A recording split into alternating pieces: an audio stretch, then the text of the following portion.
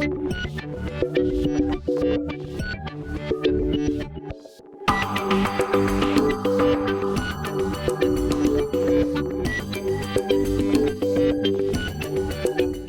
días, la suscrita María Esperanza León López, abogada de Colombia. Vamos a realizar una labor de facilitación o moderación de la mesa para efectos de la actividad a desarrollar el día de hoy en la mesa 5 sobre metodología de investigación jurídica.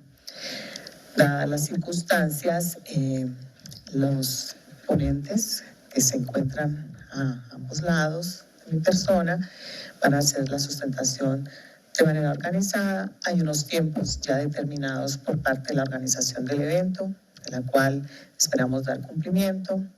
Son 15 minutos de exposición, me parecen muy suficientes. Es como el escenario propio de las audiencias para los que somos o trabajamos en el área judicial, como en mi caso, en el sistema oral, que es el que se practica en mi país y en el cual participo o laboro, en el sistema penal acusatorio. Se presenta practicidad, lo cual es algo importante que tengamos en cuenta dentro del desarrollo de la presente disertación, y esperamos contar con una participación también de aquellas personas que han concurrido al evento y se haga un proceso de retroalimentación, si me permiten la expresión, en el sentido de lo que es la metodología de investigación jurídica, un aspecto trascendental en el desarrollo del derecho, no solo para los académicos, sino también para quienes laboramos principalmente en escenarios como la rama judicial y participamos en algunos eventos académicos, y que eso también nos permite evidenciar y visibilizar la necesidad de la reflexión permanente sobre los sistemas jurídicos. Para tales fines, vamos a dar inicio al evento con la participación del doctor Óscar Javier Apáez Pineda, doctor en Derecho y Globalización de la Universidad Autónoma del Estado de Morelos, con estancia de investigación doctoral en el Instituto Max Planck de Derecho Social y Política Social, profesor de la asignatura de la Universidad Nacional Autónoma de México, investigador y jefe de procesos académicos del doctorado en Ciencias Jurídicas de la Universidad de La Salle de México. Bienvenido, doctor. Tiene usted el uso de la palabra. Gracias. Muchas gracias. Agradezco la invitación a este congreso en donde estaremos hablando, ya llevamos 2 días y creo que mañana concluiremos en buen puerto respecto a reflexiones acerca de la metodología jurídica y la enseñanza jurídica, sobre todo en un tema muy en especial y particular que mencionó el doctor Cáceres en su exposición, que tiene que ver con la moda de la transdisciplina y la manera en la cual se está entendiendo en los estudios del derecho. Su servidor afortunadamente tiene la labor en la Universidad de La Salle de llevar a cabo la revisión de los procesos académicos del doctorado en Ciencias Jurídicas, y derivada de esta labor, junto con algunos otros colegas que también se dedican a revisar los procesos académicos de doctorados en educación y algunos investigadores del Colegio de Morelos que realizan investigación sobre transdisciplina, interdisciplina y multidisciplina, pues propusimos una ponencia a este congreso que lleva por nombre el Protocolo de Investigación Doctoral de las Ciencias Jurídicas. ¿Cuál fue el motivo por el cual decidimos presentar esta ponencia? Bueno, porque nos dimos cuenta que en la mayoría de los protocolos de investigación que nuestros estudiantes o aspirantes presentaban, pues había deficiencias tanto metodológicas como de comprensión acerca de la transdisciplina, la multidisciplina. Sobre todo uno de los problemas que mencionó también el doctor Enrique Cáceres, no se tenía la visión endogámica del estudiante del derecho para la construcción de un proyecto de nivel doctoral, y tampoco se tenía la visión por parte de algunos asesores que en algunos núcleos académicos detectamos actuaban como factores exógenos para el desarrollo de una investigación de corte jurídico. En ese sentido, bueno, decidimos estructurar una ponencia para tratar de elucidar qué elementos deberían de ser los necesarios para conservar la esencia y naturaleza de una investigación de nivel doctoral, en las ciencias jurídicas. Así pues, la estructura de la ponencia, primero hablaremos acerca, o mencionaré acerca de algunas reflexiones que ya están plasmadas en el documento que se entregó para que forme parte de las memorias acerca de lo que es el protocolo de investigación, algunos elementos del protocolo de investigación de ciencias jurídicas que consideramos esenciales, las propuestas teóricas y prácticas, también hablaremos de la necesidad de la epistemología en estos protocolos doctorales y por último algunas reflexiones acerca de las conclusiones que se han generado y que en la entrega que haremos para la memoria pues estarán de una manera más precisa. En este sentido pues encontramos que uno de los primeros retos para poder desarrollar esta investigación fue el tratar de englobar qué entendemos por ciencias sociales y en qué medida o en qué parte de las ciencias sociales se ubica la ciencia jurídica, ¿no? Para ello, desde luego, atendimos a la división que ha hecho el Sistema Nacional de Investigadores y sobre todo el Consejo Nacional de Ciencia y Tecnología de México respecto a las distintas áreas en las cuales se pueden enmarcar los productos que presentan los investigadores, pero también que atienden a criterios que ya han sido discutidos con anterioridad y que, bueno, para no hacer el trabajo de investigación más largo en la ponencia, pues se dividen en 7 áreas en las cuales derecho está perfectamente enmarcado, en el área 5 de ciencias sociales y, bueno, también ahí habría que reflexionar acerca del área 4, humanidades y ciencias de las conductas, precisamente lo que nos menciona el doctor Enrique Cáceres con los nodos y en qué puntos hay muchas uniones y reflexiones en torno a estas 2 áreas que están divididas por parte del Consejo Nacional de Ciencia y Tecnología y que en caso de que quisiéramos desarrollar investigación transdisciplinar o multidisciplinaria tendrían que unirse en ciertos aspectos y reflexionar acerca de hasta qué punto la epistemología y la metodología de estas ciencias comparten algunos aspectos comunes, ¿no? Otra de las situaciones que analizamos durante el desarrollo de la investigación es qué diferencia los estudios de licenciatura con los de especialidad, maestría y doctorado. La Universidad Nacional Autónoma permite como modo de titulación la tesis en materia de licenciatura, también permite la elaboración de una tesina o una tesis en la especialidad, en la maestría desde luego y en el doctorado, tanto en la Facultad de Derecho como en el Instituto de Investigaciones Jurídicas. Bueno, se tiene que presentar un documento que culmine una investigación que se desarrolle con base en un protocolo. Entonces, las reflexiones que llevamos a cabo fueron acerca de qué herramientas metodológicas y epistémicas deben de proporcionarse al estudiante a nivel licenciatura, cuál es la diferencia cuando se pasa a un nivel de especialidad que por el tipo de propuesta pedagógica y los métodos de enseñanza se dirige hacia una profesionalización más que a la investigación. Y bueno, la diferenciación con la maestría que ya dota al estudiante de herramientas propiamente metodológicas de la ciencia jurídica, pero también de reflexiones epistémicas y teóricas que son necesarias para poder construir su proyecto de investigación. Y aquí vino la parte central de la discusión, ¿no? Cómo poder evaluar un protocolo que presenta un aspirante para el nivel doctoral, en el cual se pueda advertir que ya cuenta con las herramientas que le fueron predadas en el estudio de maestría, pero que además permitan un avance pedagógico para poder observar la obtención del grado de doctor en Derecho. En ese sentido, bueno, pues encontramos algunas de las problemáticas y las identificamos a las cuales se enfrentan los estudiantes y también incluso los asesores. Uno de ellos, bueno, el problema jurídico y el tema jurídico. Existe mucha confusión en nuestros estudiantes en algunos posgrados porque en nuestros núcleos académicos o algunos de nuestros investigadores hacen mucho énfasis en el tema cuando consideramos que en realidad debería de hacerse énfasis en el problema para tratar de salvaguardar el problema jurídico, el objeto de estudio y no rebasar la línea que divide a un estudio propiamente jurídico de uno que sería de corte multidisciplinario o incluso transdisciplinar si es que se propone, pero respetando el enfoque y esta característica especial que distingue a un estudio de ciencias jurídicas.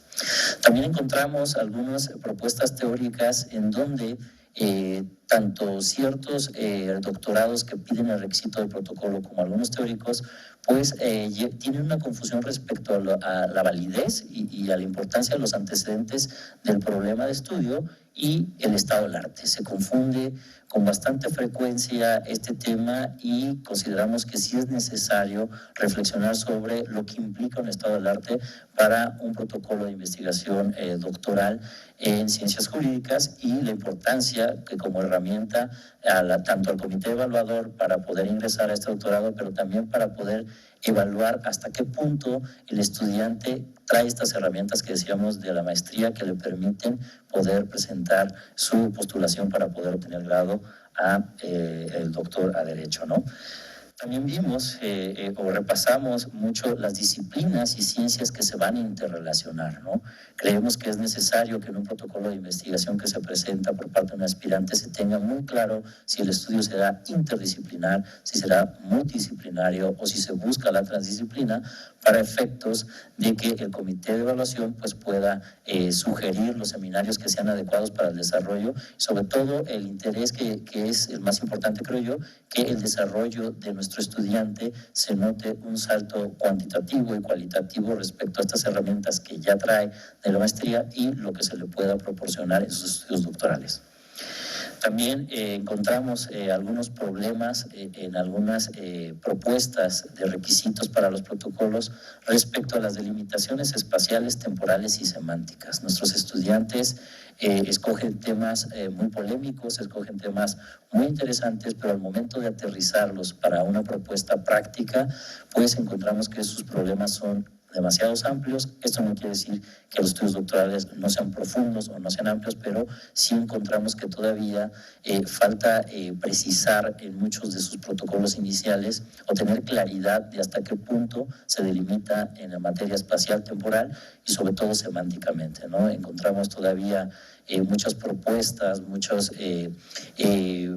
pues proyectos que tratan de quedarse solo en la parte dogmática o en la parte de generar una propuesta de reforma de ley, cuando en estudios doctorados creemos que va más allá de ello y sobre eso reflexionamos en la propia ponencia. También la justificación, parte muy importante de esta reflexión acerca de la construcción de un protocolo de investigación doctoral, va acerca de la necesidad de justificar por qué realizar la investigación. Creemos yo que ya en este nivel se nota con mucho menos frecuencia el subjetivismo del individuo que realiza el protocolo y que tiene intereses muy particulares, y comienza a observarse un criterio de cientificidad que va acorde ya a una línea de investigación que el propio estudiante definió en la maestría. Por eso creemos que es muy importante, bueno, en este documento, que la justificación tenga un criterio más objetivo y se pueda comenzar a medir hasta qué punto el estudiante ha desarrollado este espíritu crítico y objetivo de su propio trabajo. Y bueno, también las hipótesis es un aspecto principal acerca del análisis de un protocolo de investigación doctoral. En la ponencia hacemos mucho hincapié en algunas confusiones que se dan por parte del alumno entre lo que quiere o lo que lo motiva o su propósito y lo que sería una hipótesis científica que debía de sostener su protocolo de investigación, y además también si hay hipótesis secundarias también que estén debidamente precisadas. Bueno, estos elementos son elementos que se consideran básicos para la realización de un protocolo en ciencias jurídicas, y los elementos que consideramos que debemos de hacer mucho hincapié para que pueda alcanzarse un protocolo que en la ciencia jurídica permita observar si el trabajo tiene visos para poder alcanzar el grado de doctor, creemos que residen en los objetivos de la investigación, es decir, la claridad con la cual el estudiante nos pueda delimitar o nos pueda precisar estos objetivos, pero también, y esto es parte muy esencial, el marco epistemológico. El marco epistemológico que el estudiante deberá de presentar ya también en este protocolo de investigación, en la propuesta que hacemos como elementos esenciales, un marco epistemológico que considere tanto la multidisciplina, la interdisciplina o la precisión de si será un estudio endogámico, hasta qué punto de la teoría del conocimiento se ha reflexionado, de la teoría del conocimiento de la ciencia jurídica se ha reflexionado, si su problema de estudio en realidad es un problema de estudio, si es un objeto que se puede conocer desde la ciencia ciencia jurídica y que se precise de manera muy clara en estos proyectos, ¿no? También el marco teórico y conceptual de referencia, es decir, hasta qué punto, qué teorías, qué paradigmas nos presenta este estudiante para poder establecer desde dónde se parte y desde luego hacia dónde se quiere llegar. Y aspectos un poco más formales como serían el índice, cronograma y bibliografía, bueno, para ver la pertinencia dependiendo del programa, el tiempo, pero creo yo que la parte central y que es parte de este congreso es la metodología. La metodología jurídica, como bien lo mencionó el doctor Cáceres desde el día de ayer, se encuentra en una crisis profunda, no solo por los estudios de la propia ciencia jurídica y la evolución que se ha llevado a cabo a partir de México, específicamente de la adopción de la reforma en materia de derechos humanos, sino también por lo que se está generando en estos, ¿cómo se le podría llamar?, instituciones o sistemas de defensas de derechos humanos que comienzan a emitir criterios que, como lo decía el doctor Cáceres, provocan una polinización o provoca que los propios estudiantes y que los propios litigantes y que los propios operadores jurídicos acudan a referentes externos para poder tratar de implementar esos argumentos, y entonces aquí viene lo importante de la metodología, de qué manera se va a vigilar que esos argumentos no se conviertan en argumentos retóricos para la construcción de la ciencia, y vigilar el estricto cumplimiento de una metodología que se acerque a la propuesta de la metodología jurídica estricta para no desviar nuestro trabajo hacia otro polo que no sería la ciencia jurídica por sí misma. Y en ese sentido, bueno, hemos desarrollado un mapa conceptual en donde tenemos la parte central o toral de lo que consideramos que debería de ser lo esencial para poder calificar un protocolo de investigación en ciencias jurídicas de nivel doctorado, en atención a su marco epistémico, el marco teórico, su marco conceptual y su metodología como el eje central, sí, y teniendo también como ejes principales el tema y el problema, así como las hipótesis y los objetivos, y como aspectos formales o de revisión ya un poco con las bases que la maestría le otorgó al estudiante, el desarrollo del índice, el cronograma, la bibliografía, los antecedentes, estado del arte y justificación, desde luego, la forma y criterios editoriales que tienen también por ahí una discusión respecto a el uso actual del sistema APA o el uso, en el caso del Instituto de Investigaciones tenemos los propios criterios editoriales, o el uso de Chicago, que es el que manejamos en ciencias sociales, ¿no? Ahí también hay una discusión muy fuerte, y en la ponencia encontraremos las reflexiones acerca del uso del APA y el uso del Chicago como métodos o criterios editoriales tradicionales en el desarrollo de los protocolos de investigaciones y de la propia investigación. Como reflexiones finales, y con eso cerraría la ponencia del día de hoy, la precisión del problema y tema jurídico consideramos que sigue siendo uno de los principales situaciones o áreas de oportunidad que hemos detectado en diversos protocolos de investigación que se presentan, sobre todo porque muchas veces estos protocolos en sus temas rebasan a la ciencia jurídica y se colocan en otras ciencias que son afines, y que al momento de plantearlos, como bien decía el doctor Cáceres, no se plantea teoría jurídica, sino que se plantea teoría de otra ciencia, o en el peor de los casos solamente se hace alusión a otra ciencia para tratar de explicar un fenómeno que creemos que tiene implicaciones jurídicas. También la precisión que ya mencionamos entre antecedentes y estado del arte, que sí es necesaria que el estudiante lo presente en un protocolo de manera muy firme para poder ver hasta qué punto esa investigación en realidad le permitirá el desarrollo pedagógico y el crecimiento para dar el paso del nivel de maestría al doctorado. Desde luego, el marco teórico, conceptual y epistémico, tomando en cuenta que el derecho se encuentra inmerso en un sistema complejo y que el estudiante tendrá que hacer referencia a estas teorías acerca de la complejidad, la transdisciplina, incluso se ha mencionado la transmetodología para poder construir su investigación. Y bueno, eso sería por mi parte toda la aportación. Desde luego que todas las reflexiones que he manejado se encuentran en la ponencia que formará parte de las memorias, y que desde luego traerá los debidos correos para que ustedes puedan comunicarse para iniciar una discusión en afán de construir una mejor reflexión, ¿no? Quiero mencionar que este trabajo fue desarrollado por la doctora Lourdes López Pérez, quien es jefa del doctorado en educación en la Universidad de La Salle, la doctora Bárbara Orihuela, quien es jefa de investigación en el Colegio Morelos y es especialista en argumentación jurídica, y su servidor, el doctor Oscar Javier Páez. Dejaremos entonces los correos para que ustedes puedan hacer sus preguntas y puedan retroalimentar este trabajo que desde luego está a su disposición para el debate y la discusión. Muchas gracias. Muchas gracias al doctor Oscar Javier Páez Pineda de esta institución, de la UNAM.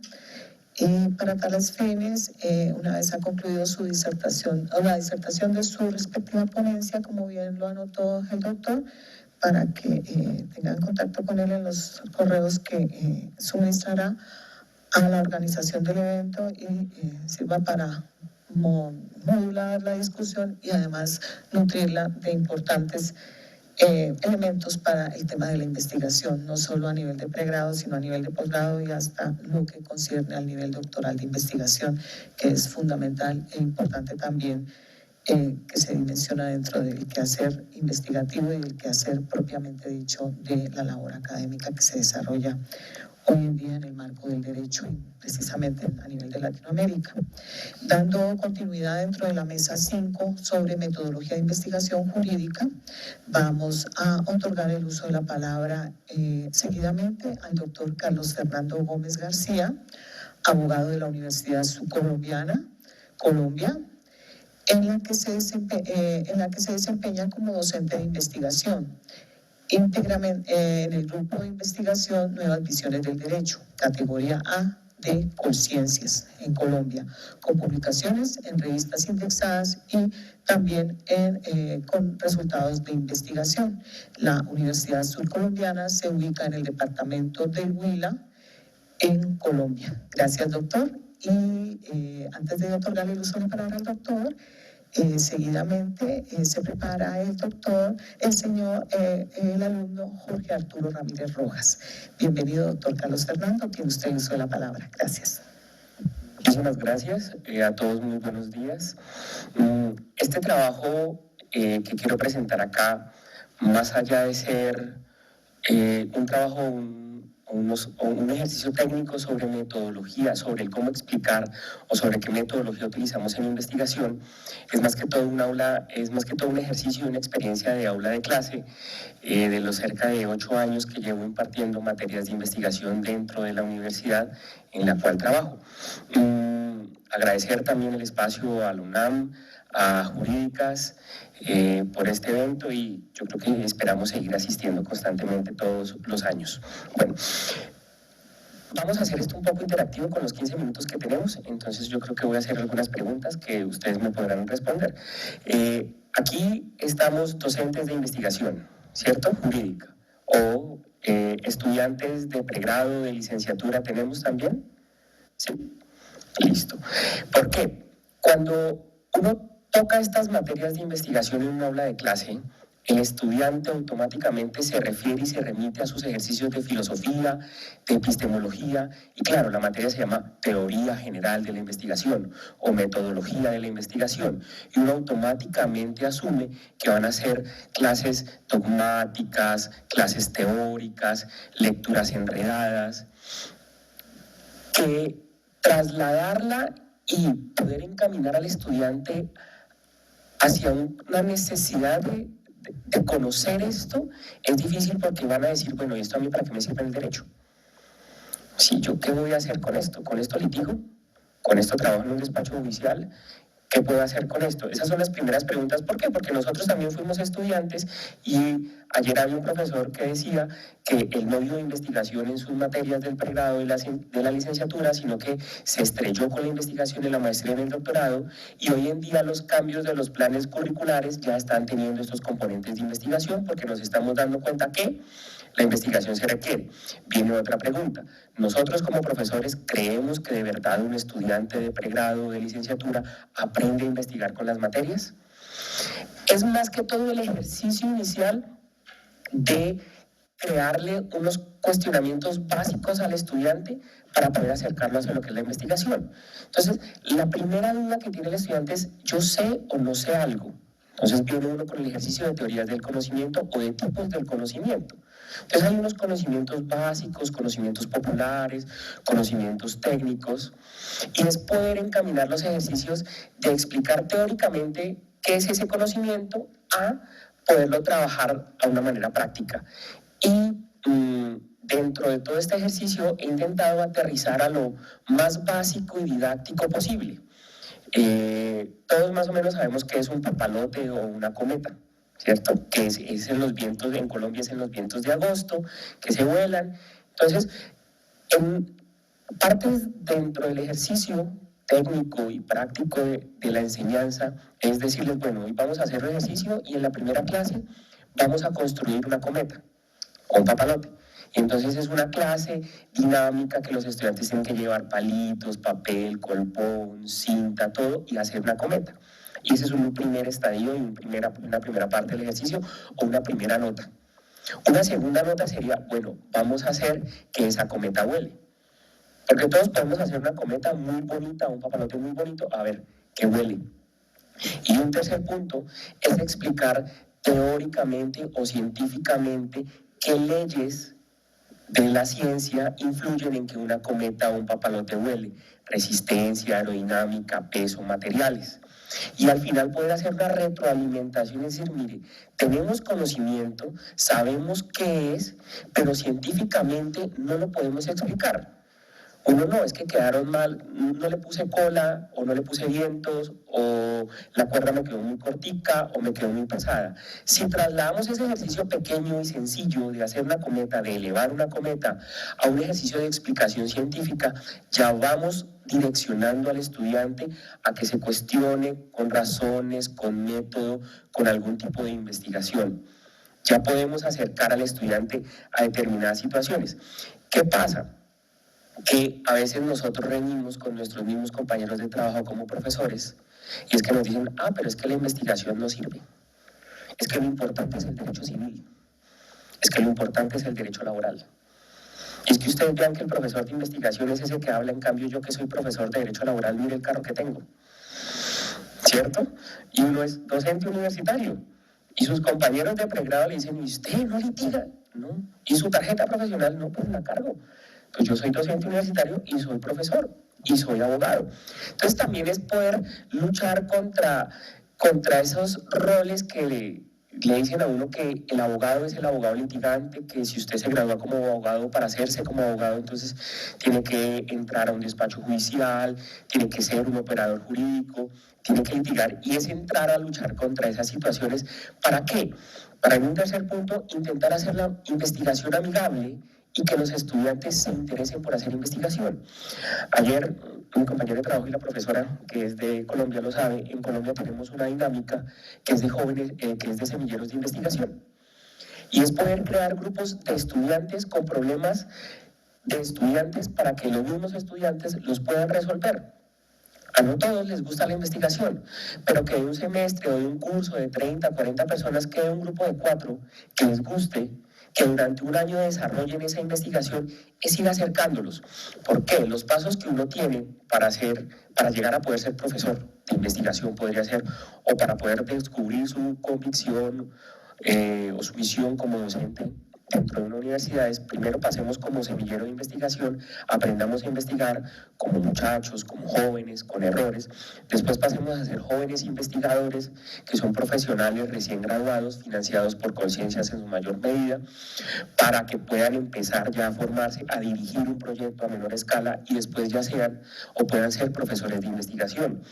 Dentro de ese camino es mostrarle al estudiante que esto sí puede ser un estilo de vida. Que, como bien una vez un profesor me lo dijo, como de manera medio peyorativa o medio arrogante, me dijo, es que ser docente es hacer un voto de pobreza. Cada uno dentro de sí piensa si sí o si no, y pues sí, pues pobres y todo, pero estamos en México en el 7º Congreso de Enseñanza. Sí. O en mayo fue también el Congreso de Investigación Cualitativa en Chicago, y sí, no, pues muy triste, ¿no? No tengo un carro, pero pues hay 5 o 6 eventos internacionales al año. Entonces, vean que eso también puede ser un plus para decirle al estudiante, mire, con investigación puede viajar. No. Bueno, entonces es intentar, ¿por qué? Porque nosotros o ustedes se formaron bajo unas dinámicas del mundo distintas a las que hoy nuestros estudiantes tienen. Esconderle a un celular, esconderle a un estudiante el celular es esconderle la vida. Intentemos trabajar en un aula de clase con herramientas, así sea crear un grupo de WhatsApp lo más básico, y yo uso TICS porque tengo un grupo de WhatsApp y le aviso a mis estudiantes. No, pues hay distintas herramientas, trabajemos. Perfecto, ustedes tienen su celular siempre en su mano, mire, no sabemos esta palabra, busquémosla. No sabemos este tema, busquémoslo. Se me olvidó una fecha, busquémosla. O para traer o hacer interactuar al estudiante. Dentro de ese camino viene ya entonces el proceso de selección que nosotros hacemos, porque esto se da solo en la materia. Hay un ejercicio muy bonito, y yo creo que todos lo hicimos en nuestros colegios en una clase de ciencia, y era el ejercicio de hacer nacer un frijol o una semilla para explicar método científico. Pues el frijolito crece en un mes, a los 2 meses si uno no lo cuida se le quema. Pues utilizamos semillas que tengan cotiledones más grandes y que podamos de pronto al finalizar la materia tener un espacio verde dentro de la universidad o dentro de nuestras casas y sembrar eso. Entonces yo utilizo y hago siempre este ejercicio desde el primer día de clase con semillas de mango, de aguacate, que son cotiledones, que son semillas de cotiledones grandes, y le digo al estudiante, mire, semana por semana me tiene que presentar un informe totalmente descriptivo y detallado. Abrió la semilla, cuánto tallo le salió, cuántas hojas le salieron, a qué semana el gato o el perro de la casa se le comió la semilla y usted tuvo que comprar otra, o la energía que tengo yo hizo que ni en 6 meses pudiera abrir un frijolito. Son dinámicas básicas, son dinámicas supremamente didácticas que le dicen a uno, bueno, ¿cuándo vamos a traer plastilina, profesor? Algún día traeremos plastilina. Pero es poder utilizar todos esos ejercicios para decirle al estudiante, mire, esto es investigación.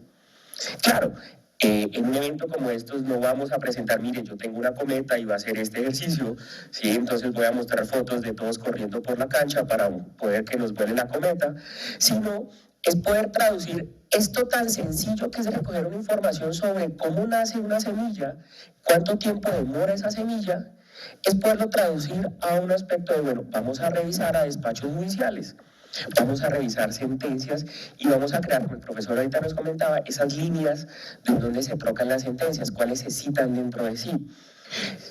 Es hacer amigable la investigación. ¿Por qué? Porque si uno es profesor de investigación por ahí en la mitad del semestre le dice, bueno, tenga, crítica a la razón pura de Habermas, léala. No totea a un estudiante, no lo revienta a uno. Ahora, uno lo entendió y uno lo trabaja, así como ayer nos planteaban, uno no es habermasiano, ni uno conoce a Habermas por haber intentado leer un texto de Habermas y no comprenderlo, entonces no importa, como a mí me lo pusieron, yo se lo pongo a mis estudiantes. Y les hago un quiz o les hago un examen donde cito una parte totalmente textual y le pongo una coma, y si no se la aprendió textualmente, perdió. ¿Eso para qué nos sirve a nosotros? Para considerar, o para que los estudiantes sigan considerando sencillamente que nuestra materia en Colombia hay un término que es un relleno, que es una materia así como que es por dar. No, es hacerla bonita, es que, me va a tocar el tercer semestre, ya voy a entrar a hacer cometas, ya voy a hacer origami, papiroflexia, me va a tocar sembrar esa semilla y a mí el frijolito en la escuela no me sirvió. Más allá de todo eso, es poder hacer un ejercicio dinámico de lo que es la investigación, y uno va escogiendo, porque hay personas a las que uno va viendo que les va interesando. Yo soy producto de todo ese camino de investigación. Yo entré a estudiar en el 2002, en el 2003, quien hoy es mi compañero de trabajo me escogió para hacer un semillero de investigación, y fui formándome poco a poco en distintos espacios, y hoy en día estoy aquí sentado frente a ustedes compartiéndoles esta experiencia mía, que ojalá les agrade. Ya se rieron aunque sea un poquito, entonces es nomás agradecerles y decirles que sí, la investigación a nuestros estudiantes que están acá sí es un estilo de vida, sí se puede hacer por convicción, y una cosa esencial, a investigar se aprende investigando. Entonces uno tiene que poner a sus estudiantes a investigar. Muchas gracias.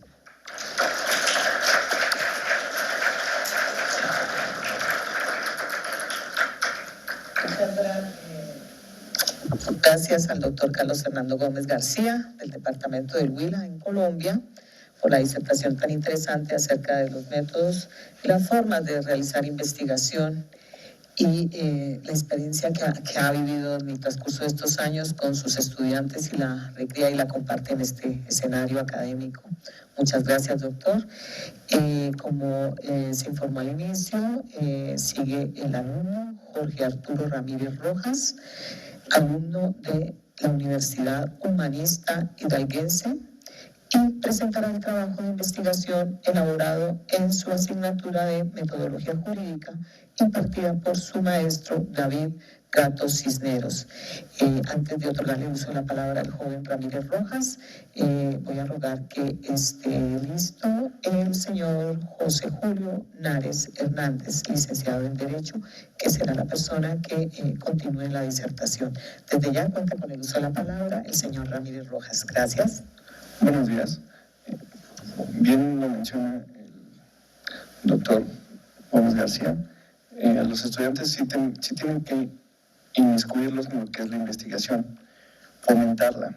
A nosotros desde el primer semestre, junto con el maestro David Gato Cisneros, se nos planteó una duda, una cuestión, si nuestro sistema penal acusatorio estaba funcionando de manera eficaz. Al no poder darle una respuesta al docente, nos mandó a la sala de juicios orales de materia penal del Estado, para así tomar apuntes, ver si se estaba llevando un proceso adecuado. Dentro de la misma, notamos que tal vez las personas que van a solicitar algún aporte, información, estaban demasiado inconformes con el trato que se les dio. Al regresar al aula, el profesor nos dijo, bueno, nos planteó el proyecto que ahorita culmina en esta manera, que es una investigación sobre la eficacia de los mismos juicios, si los juzgados o los jueces están llevando bien el proceso, o el por qué la inconformidad de las personas ante este sistema. Una vez empezando a hacer las encuestas, las entrevistas, llegamos al punto de plantearnos los objetivos. Teníamos que ver si en realidad era eficaz el sistema o la capacitación era la que estaba errónea. Entre más entrábamos en materia, nos dábamos cuenta que todas las personas, o los jueces, abogados, profesores, todos tomaban un punto en común. La capacitación era importante. Al no tener una capacitación profunda en lo que es el proceso o los actores que se involucran, vas a tener deficiencias, vas a tener problemas. Eso se dio en el antiguo sistema. Por eso se estaban dando los principios de la corrupción. Ahora que con esto se lleva a que erradiquemos ese tipo de vicios que se dan en el proceso. Nosotros, al plantearnos tantas problemáticas, porque sí tuvimos conflictos en cómo aterrizar el tema, el profesor estuvo alentándonos a que entendiéramos las cosas. No podíamos darle un proceso nacional porque nos iba a llevar mucho tiempo, tal vez más de lo que terminamos la carrera. Ahorita con 3 meses hemos podido avanzar en lo que es en la materia de Hidalgo, centrar todo el tema en Hidalgo. Actualmente seguimos en las investigaciones porque se han dado más respuestas o resultados, pero hemos concluido con la situación de que la justificación para este problema es que, explicarlo, entender cómo funciona cada parte, desde el Ministerio Público hasta el juez. Ver quién está tomando su papel en serio y quién solo está tomando un papel por llenarlo. Aplicamos distintas encuestas, entrevistas, y notamos que muchos de los participantes están conformes con su labor y consideran que su labor es buena. Esperábamos que todos los entrevistados dieran esas respuestas. El problema es que hubo respuestas que nos dieron de que sí, era bueno su trabajo o que podía mejorar. Al punto de este resultado, hablando con distintas personas docentes, llegamos al punto de que nos preguntaban, bueno, ¿qué pasa si ellos no llevan bien a cabo su trabajo? Tal vez por eso buscan la manera de mejorarlo. Volviendo a la entrevista con uno de los jueces del mismo juzgado, bueno, tienen que entender que el derecho es como la medicina, está en constante transformación y modificación. Al igual que ellos, nosotros también tenemos que estar aprendiendo constantemente. Si nosotros dejamos de aprender, se va a sentar y vamos a terminar en un proceso viciado, como se ha venido haciendo en los últimos tiempos. Ahorita con estas nuevas reformas, nuevas políticas, nosotros podemos aprender más sobre lo que ya estaba y sobre lo que va a venir. Y que para las generaciones futuras, como la nuestra, tenemos que, primero, empezar a investigar. No centrarnos nada más en lo que está en nuestro frente. Buscar las posibilidades, abrir variables, prever situaciones. Es por eso que la investigación, el profesor nos la planteó como solo una investigación de campo. Pero durante el proceso nos dimos cuenta que podíamos hacer una investigación tanto cuantitativa como cualitativa. Nos arrojaron distintos resultados las encuestas y los porcentajes. Lo que pasó es que durante la implementación del nuevo sistema, lo que vendría siendo el sistema de justicia penal acusatorio, subieron el número de casos, un 31%. El problema de que subieran fue que se redujeron los jueces. ¿Por qué? Porque no se dio, o al momento de buscar que los jueces se certificaran para este nuevo proceso, muchos no quisieron. Hubo un poco de problemática a la hora de capacitarse, pero los que sí lo hicieron están demostrando el por qué están teniendo fe o esperanza en este nuevo sistema, de hacer que las personas, tanto como los abogados y como los que nada más van por alguna situación externa, entiendan que se está siguiendo un proceso legítimo y transparente, que no se busca que se dañe una parte u otra. Las partes están muy involucradas con todo el proceso, pero también nos mencionan que ya, a menos que se haya una conciliación por parte de ambas partes, ellos no tienen por qué entrar en parte con la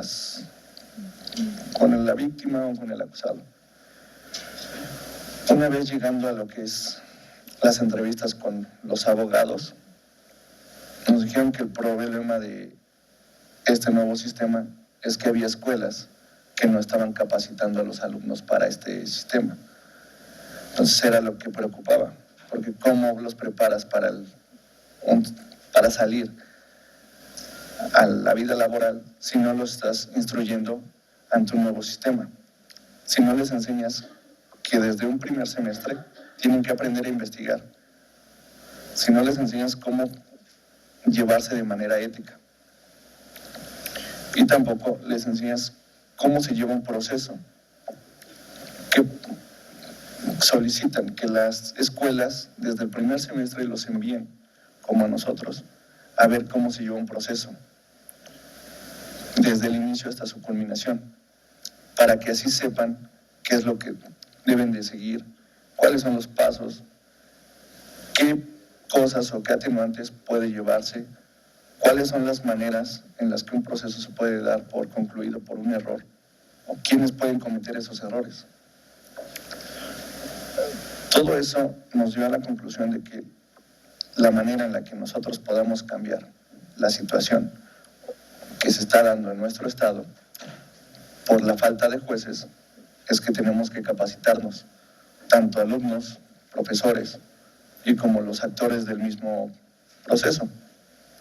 Una capacitación extensa que va desde quien recibe el archivo hasta el juez.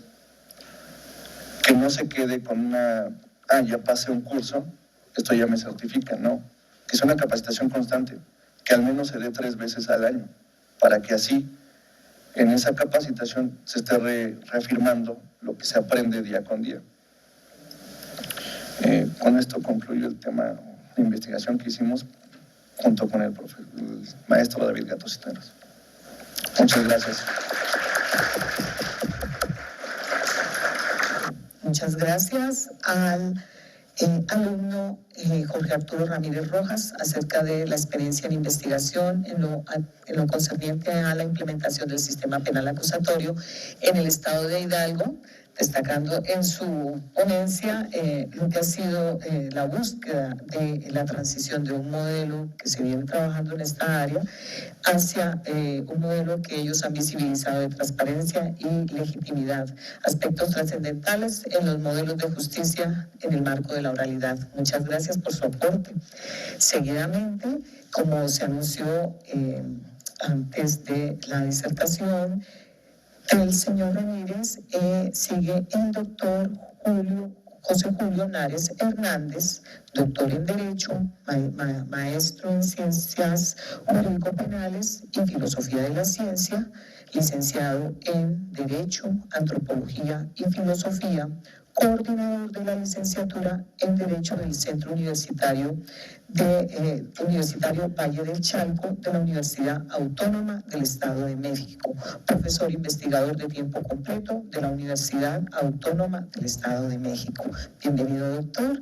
Desde ya tiene el uso de la palabra. Previo, se prepara ya la doctora Ivonne Georgina Tobar Silva. Gracias, doctor. Muy amable.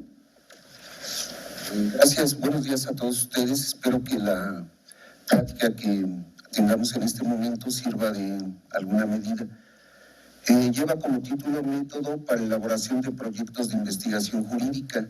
El propósito, el objetivo es presentar lineamientos de carácter general acerca de cómo desarrollar los pasos más generales para efecto de concluir una investigación. Bueno, de entrada, creo que muchos de nosotros nos hemos enfrentado al problema práctico de cómo desarrollar una investigación a nivel licenciatura, a nivel maestría o a nivel doctorado. Y aun cuando se dice a nivel doctorado y que aparentemente tendría uno la suficiencia como para llevar a cabo esta tarea, sin embargo esto no es así. Recuerdo perfectamente cuando presenté el protocolo de investigación para el doctorado en Ciencias Penales en el Instituto, en el INACIPE, pues que en realidad estaba plagado de errores. Llevamos un curso en el que aparentemente tendríamos que solventar las deficiencias y presentar ya un proyecto acabado. No fue sino en el desarrollo de la investigación donde se identifican realmente los problemas que se enfrentan para obtener un conocimiento de este nivel. Digamos que teniendo esta experiencia como trasfondo, es como pensé llevar a cabo este trabajo. Bueno, a manera de introducción señalamos que la ciencia es una tarea que llevan a cabo los investigadores para lograr obtener conocimientos, pero estos conocimientos deben de ser validados a través de todo un procedimiento que en general llamamos el método de investigación científica. Cuando decimos que el conocimiento es producto de una investigación planeada, sistemática, ordenada, etcétera, en ocasiones se pone quizá en duda, como lo hizo en su momento el filósofo de la ciencia o sociólogo de la ciencia Paul Feyerabend, que todos nosotros sabemos que hizo una fuerte crítica a los métodos de investigación científica, diciendo que en realidad esto es un mito, que el científico no procede de manera tan ordenada o sistemática al momento de investigar, sino que incluso los conocimientos llegan a ser producto del azar, de la contingencia y no de un plan previamente establecido. ¿Qué tan de cierto tiene la afirmación de Feyerabend acerca de que en realidad el método científico pues no es esto que se difunde a través de los libros de investigación científica. Bueno, evidentemente su trabajo recibió muchas críticas y finalmente pues se queda dentro de, ahora sí que de la historia de la ciencia, como una llamada de atención acerca de esta tarea de investigación. Bueno, la postura que nosotros sostenemos es muy por el contrario, que el proceso de investigación científica sí requiere de una planeación metódica, sistemática, para arribar a buen puerto. Bueno, de entrada, tenemos que desarrollar una investigación, encontramos una sinfín de clasificaciones acerca de la misma, de la cual nos vemos precisados a elegir o a determinar o a establecer qué tipo de investigación es la que vamos a desarrollar. Desde luego, teniendo en mente el problema y el objeto de la investigación, me permito leer algunos tipos de investigación que señala Villavela, que nos dice hay investigación documental o de campo, cuantitativa o cualitativa, exploratoria, descriptiva, explicativa, histórica, de laboratorio, de campo, etcétera, etcétera. Este mar de tipos de investigación la han tratado de ordenar a través de diferentes clasificaciones. Evidentemente, pues hay unas más acertadas, unas un poco más flexibles o laxas. Una de las que recojo para los propósitos de la exposición es la que elabora Hidalgo, que nos dice: la investigación científica se clasifica de acuerdo con su propósito en investigación básica o teórica e investigación aplicada. De acuerdo con los medios utilizados, se clasifican en investigación documental, de campo, experimental. Conforme al nivel de conocimientos, puede ser investigación exploratoria, descriptiva o explicativa. Y por último, de acuerdo con sus aplicaciones, la investigación es histórica, descriptiva y experimental. Evidentemente, también puede haber una investigación de carácter mixto en la cual conjuguemos algunos de estos tipos. Bueno, de todos estos tipos de investigación, un poco la que yo propongo desarrollar este método de cómo elaborar el proyecto es la investigación teórica o también llamada básica. Esta recibe diferentes nombres como sustantiva, dogmática, teórica, fundamental, formal, etcétera. Bueno, su objeto de estudio de la investigación teórica pues son entes abstractos, constructos de la razón, son objetos intangibles que podemos decir pues se encuentran a un nivel de pensamiento que no requiere, digamos en términos generales, de una aplicación del conocimiento. Tiene diferentes características, bueno, dentro de las que sobresalen, por ejemplo, el propósito que tiene la investigación, los medios empleados para su realización, el procesamiento de la información, etcétera. Para aterrizar lo anterior muy general dentro de la investigación jurídica, me voy a permitir plantear lo siguiente. El derecho tenemos que es una ciencia social, y como tal se basa en métodos de investigación. Para poder determinar el tipo de investigación que propongo un poco cómo estructurar, previamente planteo el siguiente problema. El artículo 20 constitucional, apartado A, fracción 7, que se refiere a los derechos de la víctima, establece que ésta tiene derecho a impugnar ante el juez de control las omisiones del Ministerio Público en la fase de investigación inicial. Bueno, este derecho fundamental de la víctima lo encontramos desarrollado en el Código Nacional de Procedimientos Penales. Sin embargo, surge un problema. No hay ningún artículo que indique cómo impugnar el recurso de impugnación ante el juez de control de las omisiones del Ministerio Público. Entonces encontramos aquí un aparente vacío legal. El problema es cómo darle eficacia a este derecho de la víctima. Y de manera práctica, cuando se intentó llevar a cabo realizar este derecho de la víctima, pues se encuentra en el inicio del proceso penal acusatorio que no se tenían idea los juzgadores de cómo llevar a cabo el recurso de impugnación. a tal grado que, a tal grado que remitían al amparo indirecto. Ahora bien, los tribunales federales interpretaron que el artículo 258, que se refiere a la impugnación de las resoluciones del Ministerio Público de dar por concluida la investigación, decidieron que se tenía que aplicar. A raíz de eso surgieron, sin exagerar, múltiples interpretaciones acerca de cómo darle eficacia a este derecho.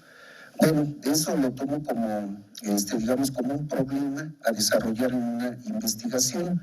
Ahora, tenemos diferentes tipos de investigación jurídica, que es la investigación dogmático-jurídica, la investigación socio-jurídica, la investigación filosófico-jurídica, la investigación histórico-jurídica. ¿Cuál de estos tipos de investigación sería la adecuada para abordar este problema? Considero que es la dogmática jurídica, que tendría como finalidad o como propósito investigar las normas, en este caso de la Constitución y del Código Nacional de Procedimientos Penales, que pudieran dar una respuesta satisfactoria y dar eficacia al derecho de la, de la víctima. Como es una investigación dogmático-jurídica, algunos teóricos, como el propio Atienza, señalan que en realidad la dogmática jurídica no es una ciencia, sino que es una técnica social. En cambio, otros pensadores señalan que sí es una ciencia la dogmática jurídica y se encontraría emparentada con métodos de investigación de tipo documental y a nivel de conocimiento de tipo descriptivo, exploratorio o explicativo. Finalmente, bueno, por cuestiones de tiempo, señalo que la investigación dogmático-jurídica tendría que validar su conocimiento a través de métodos lógico-formales o lógico-jurídicos, como es el método heurístico, el método hermenéutico, el método comparativo o otro tipo de métodos por el estilo. Bueno, con esto concluyo mi presentación. Gracias.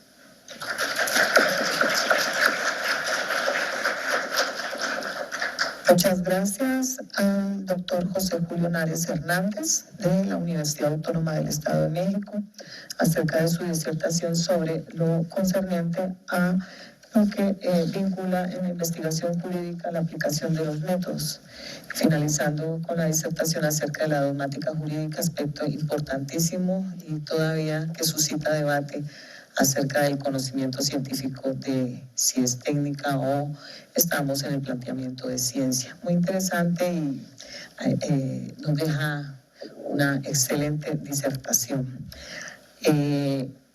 Dentro de la programación de la mesa sobre metodología de la investigación jurídica, continúa la doctora Ivonne Georgina Tovar Silva, doctora, maestra y licenciada en Derecho de la Facultad de Derecho de esta casa, de la Universidad Nacional Autónoma de México, magíster en Derecho Internacional por las Universidades de Chile y Heidelberg.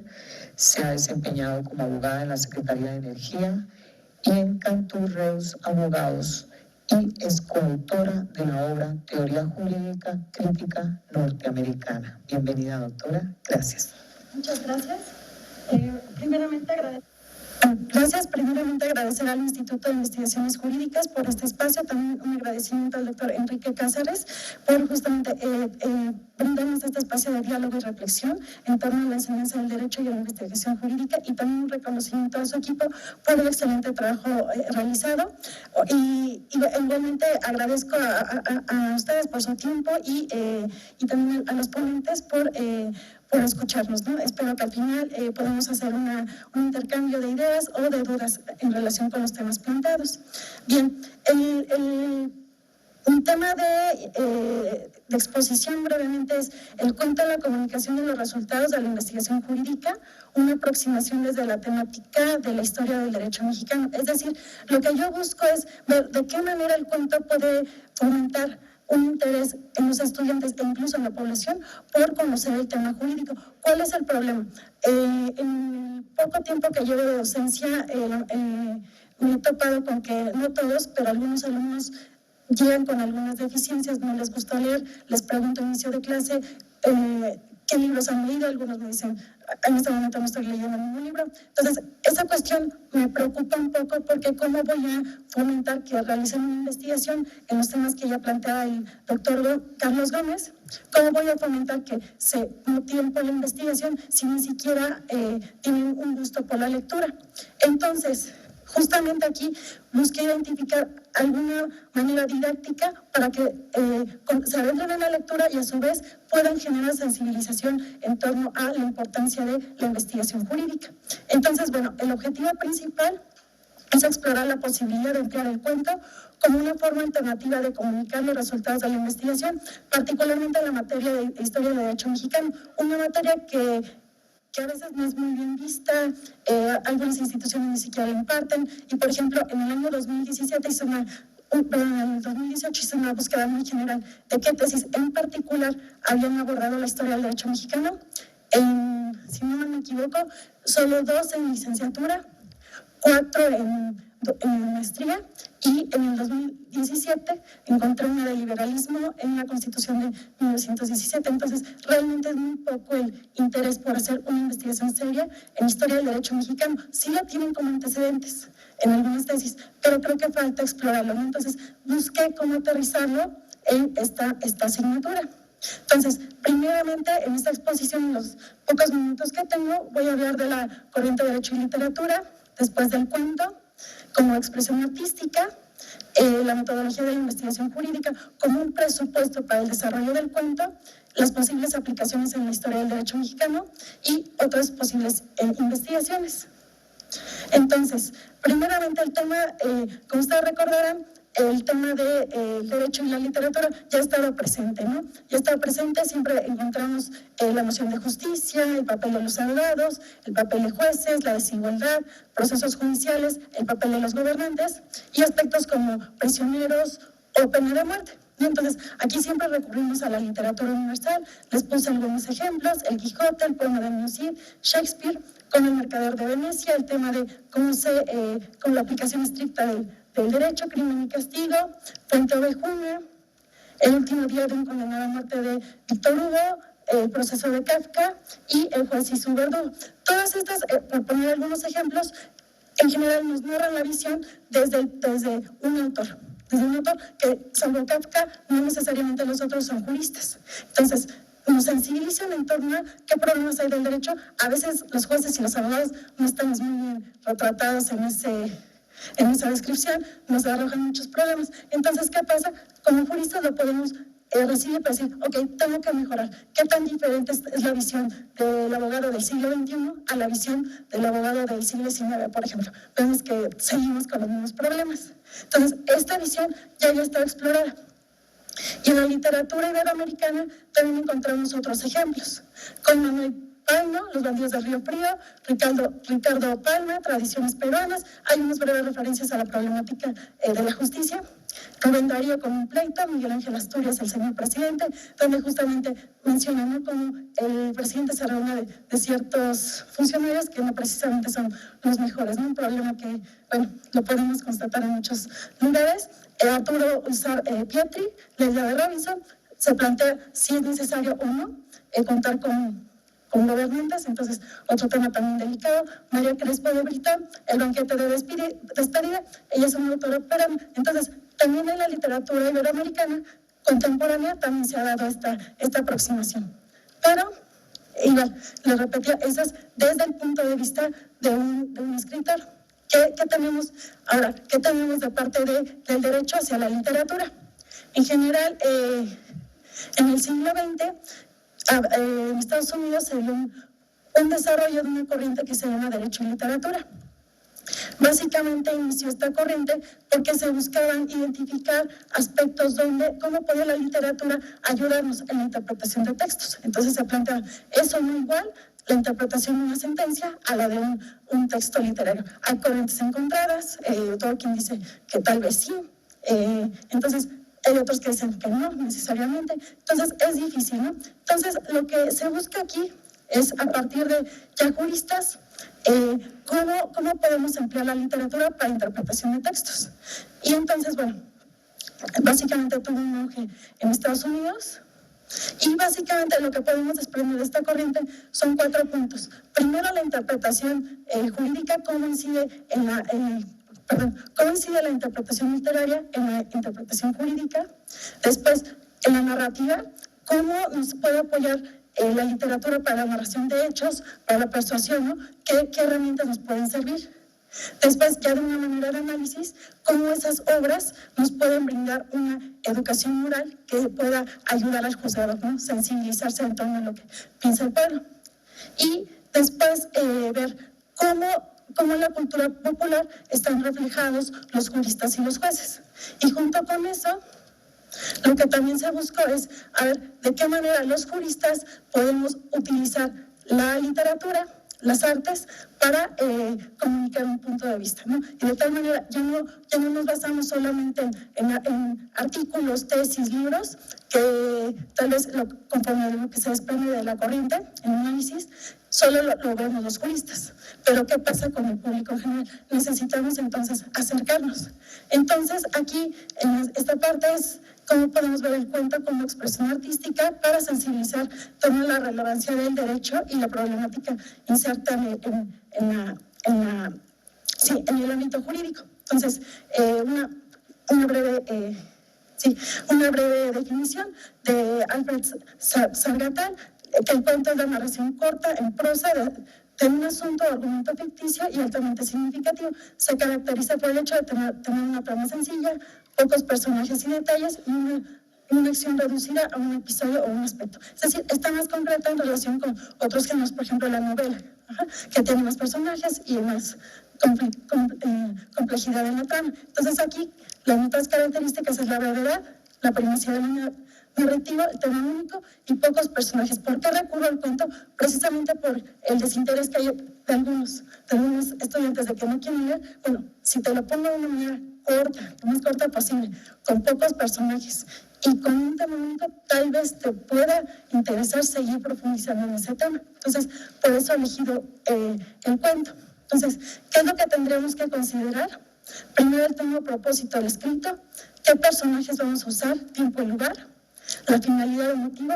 Aquí ya estaría la confluencia del derecho con la literatura, cómo los temas jurídicos los vamos a aterrizar en una expresión literaria, el tipo de argumentación, donde otra vez tenemos que vincular derecho con literatura, y si vamos a usar una descripción, una exposición o una argumentación. Son los aspectos que en general tendríamos que tomar en consideración. Entonces, aquí básicamente lo que buscamos es sensibilizar. No vamos tanto a producir un conocimiento, sino básicamente es sensibilizar a que nuestros lectores se involucren con un tema en concreto. Entonces, ¿cuál es el presupuesto para la realización del cuento? Aquí tenemos que tomar en consideración lo que es la metodología de la investigación jurídica, es decir, yo no puedo hacer un buen cuento si previamente no considero mi tema y una investigación previa. Juan Bosch, de hecho, decía, la importancia del cuento para llamar la atención, para hacerlo atractivo, es de que tú tengas bases, primero elijas un tema concreto adecuado y después tengas bases para elaborar la trama de un cuento. Entonces, aquí como estamos vinculando derecho con literatura, lo que tenemos que hacer es partimos de una investigación jurídica que la vamos a externar ya no como un artículo, sino como un cuento. Entonces, aquí lo que tenemos que valorar primero es la pertinencia del tema, si es conveniente exponer algo bajo la modalidad de cuento. Hay algunos temas que no se prestan, otros sí. La búsqueda y sustento teórico de la investigación, tenemos que tener un rigor metodológico previo a la investigación y un estudio pormenorizado del tema. Algo similar a lo que hacemos con las tesis. Lo que va a cambiar es el estilo. Lo vamos a estructurar a manera de cuento. Entonces, ¿qué pasa? Como juristas tenemos que ir justamente a tomar cursos como los de letras, ¿no? Para justamente ver cómo podemos estructurarlo adecuadamente. Y bueno, también... Gracias. Aquí Rafael Aguilera lo que nos dice, lo que se busca es cultivar la imaginación. La literatura por sí sola no va a resolver los problemas, pero sí lo pone en contacto con el hombre en común. Entonces, ese contacto es a veces el que necesitamos. ¿Y cómo lo podemos aterrizar en la historia del derecho mexicano? Primero es revalorizar cuál es la importancia. Primero, entre los autores que que abordo en esta asignatura es, bueno, he escrito obras, es enriquecer la cultura jurídica, preguntarse qué constelaciones de intereses dieron lugar a una norma jurídica y comprender el derecho en su totalidad. Es decir, ya que vemos cómo está hecho, cuál fue el proceso de evolución del derecho, tenemos que verlo ya como parte de ese cambio, ¿no? En este momento estamos, pero finalmente formamos parte de esa evolución del derecho. Entonces, aquí, ¿qué va a suceder? Vamos a localizar esta asignatura. Entonces, primero desarrollar el cuento como género literario, le vamos a dar un realce, fomentar nuevas líneas de investigación a partir de hechos ficticios tomados bajo un contexto real y sensibilizar de la importancia de los orígenes y desarrollo del sistema jurídico.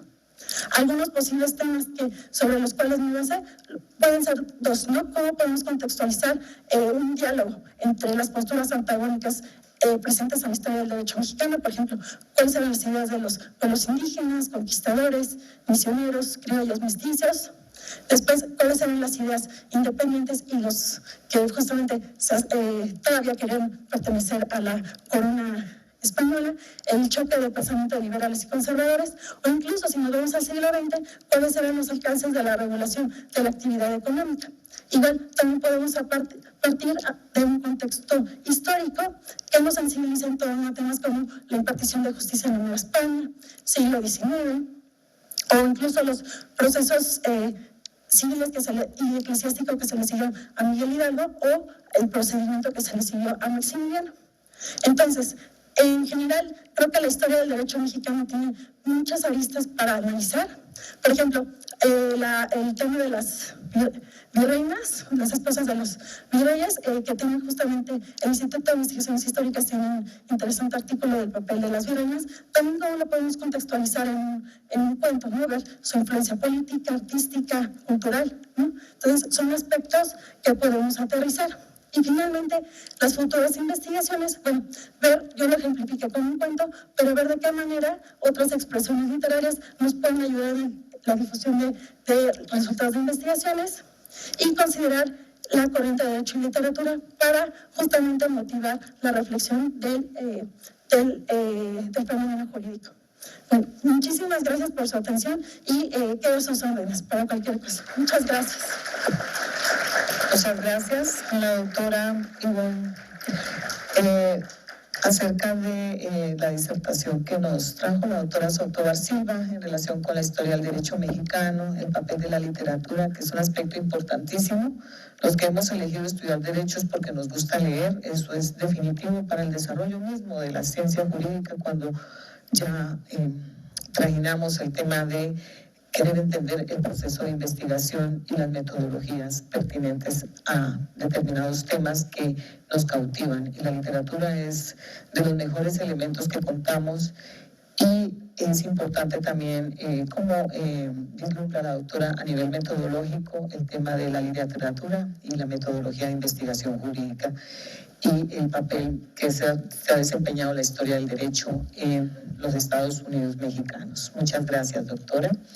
Finalmente, la suscrita, como les indiqué, Fanny Esperanza León López. Soy colombiana, soy abogada egresada de la Universidad del Cauca, soy magíster en Derechos Humanos y Democracia de la Flaxo México. Felizmente estudié aquí en México la maestría.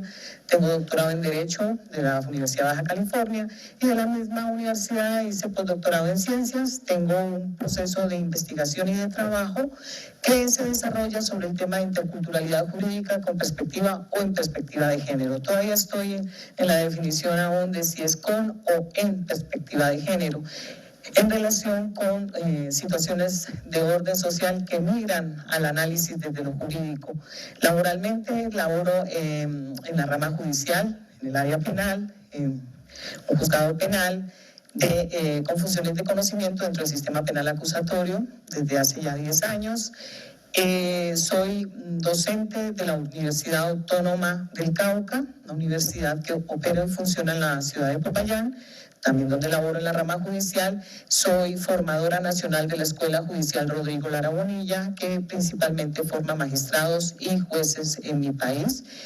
Ahí desarrollo un componente temático de derechos humanos enfocado hacia fundamentación y desarrollando aspectos que se relacionan con el desempeño de los operadores judiciales. Esto es el conocimiento necesario sobre derecho internacional humanitario, justicia transicional, desde el enfoque histórico hasta los recientes acontecimientos de orden jurídico, que son necesarios tener un dominio y un conocimiento en relación con competencias. También el tema de lo que tiene que ver con el tema de víctimas en el modelo de justicia restaurativa que tiene adoptado mi país. Esa parte la desarrollo, aunado a eso, pues desarrollando un poco de investigación jurídica en el tema que les nombraba al inicio, que es la interculturalidad jurídica con o en perspectiva de género. La ponencia que traje el día de hoy es una ponencia que tiene una titulación un poco genérica, ¿no? Formación en derechos humanos como eje central del proceso docente universitario. Bueno, ¿y por qué considero que es necesario formarnos en derechos humanos cuando estamos trabajando como docentes en universidades, participando en la formación de abogados? En Colombia, de acuerdo con el Consejo Superior de la Judicatura, que es el órgano que administra la rama judicial y que también sigue el tema disciplinario en contra de los abogados, pero que también certifica a los abogados, el Consejo Superior de la Judicatura da cuenta de más de 300.000 personas egresadas como abogados y con licencia o cédula o tarjeta profesional. Somos 300.000. Las universidades, entre públicas y privadas, estamos prácticamente titulando alrededor de 20.000 abogados cada año y cada día se sancionan 5 abogados por faltas éticas. Entonces, hay unas cifras. ¿Por qué las traigo aquí?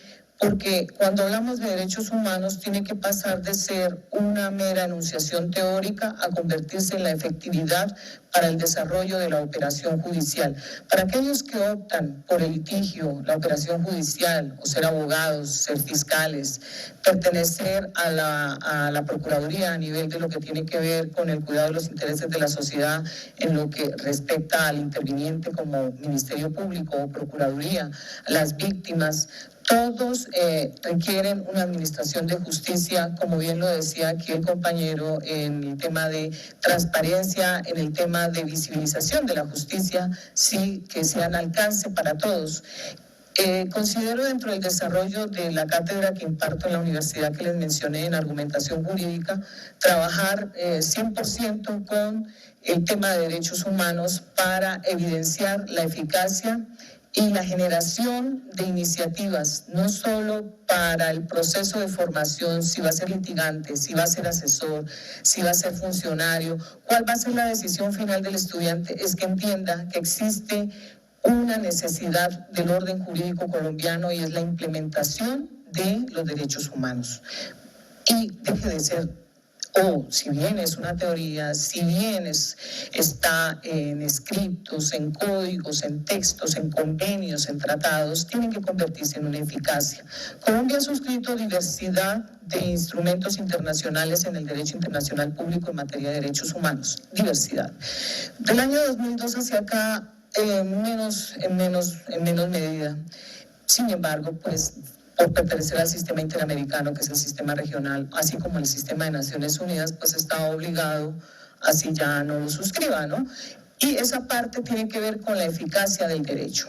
Ahora bien, ¿por qué el docente en derecho? Y es una postura muy traída desde la experiencia laboral que tengo, porque el docente tiene que conocer de derechos humanos. Para mí tiene que conocer de derechos humanos porque sobre esto va a girar la necesidad de lo que es entender la administración de justicia, la cohesión social para generación de bienestar, ¿sí? Un poco trayendo, si uno lee Aristóteles hace rato en la ética su hijo Nicómaco, entonces uno mira, bueno, ¿qué es bienestar, no? Como justo, ¿no?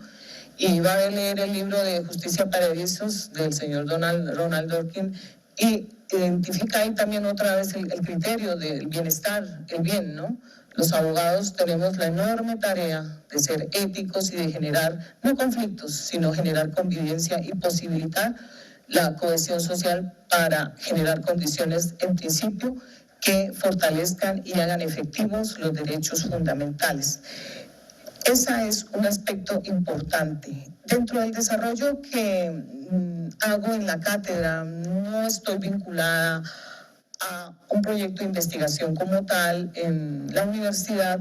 Sí trabajo en cierta forma con algunos eventos y reuniones con algunas personas que hacen docencia y están en el tema de investigación acerca de tenemos que manejar el tema de los enfoques diferenciales. En mi caso y a nivel de la investigación personal que desarrollo, los enfoques diferenciales que tienen que ver con lo interétnico y género, ¿sí? Y porque hay una situación y ahí me relaciona mucho el componente temático con lo que disertaba la doctora Ivonne acerca de lo que es conocer la historia, ¿no? La universidad en la cual imparto la cátedra se compone de estudiantes de regiones o de departamentos como Putumayo, Caquetá, Huila, ¿sí? Nariño y Cauca principalmente. Y tienen un quehacer cotidiano en estas regiones, por no decir unos aspectos de orden social, económico, geopolítico también, en la trascendencia de lo que es el suroccidente colombiano y las implicaciones que esto trae. Para mí es importantísimo personalizar el proceso educativo docente. Bueno, ¿y cómo así personalizar? Usted se va a dedicar a cada uno de los alumnos e interiorizar en él, ¿sí? Pues eso tiene que ver con un diseño metodológico.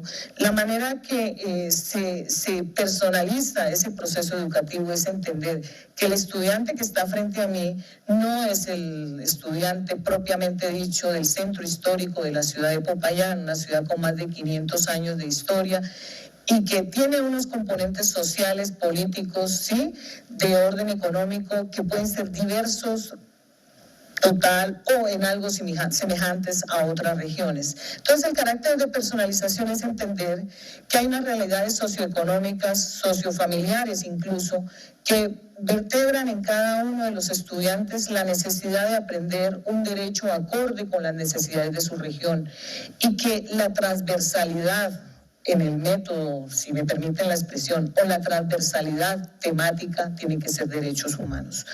Trabajo en un área como argumentación jurídica, por ejemplo, que toca el aspecto teórico, pero también el desarrollo mismo de lo que es la construcción de la decisión jurídica.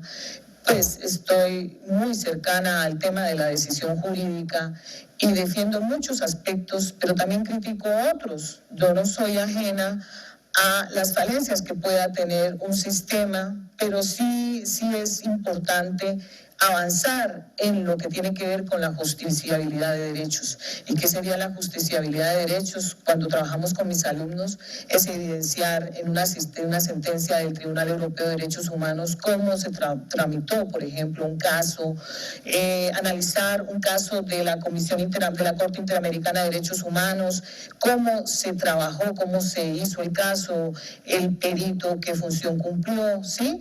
El tema de lo probatorio es importantísimo en el derecho, porque el derecho ha pasado de ser un discurso a convertirse en un argumento. Yo también defiendo esa tesis, derecho es argumentación.